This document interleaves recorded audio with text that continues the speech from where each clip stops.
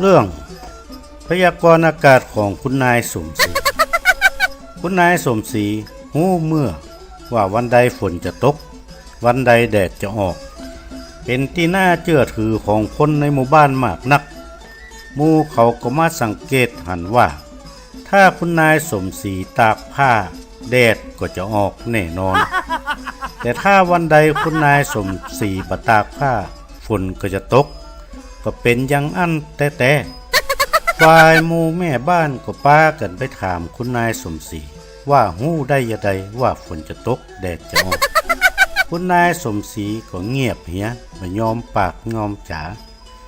จนมีวันหนึ่งหมู่แม่บ้านก็อดกันบ่ได้ก็ป้ากันไปชุมนุมที่บ้านของคุณนายสมศรีถามว่าฮู้ได้จะใดคุณนายสมศรีก็จำใจไขความจริงออกมาว่าตอนเจ้าก่อนลุกจากที่นอนข้าเจ้าก็จะพออวัยวะเพศของสามีของข้าเจ้า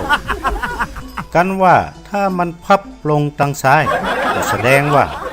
วันนี้ฝนจะตกก็งดซักผ้ากันว่าถ้ามันพับลงมาทางขวาแสดงว่าวันนี้แดดจะออกแน่นอน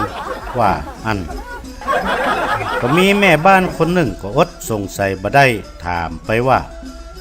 ก็ถ้ามันอยู่ตรงกลางหรอ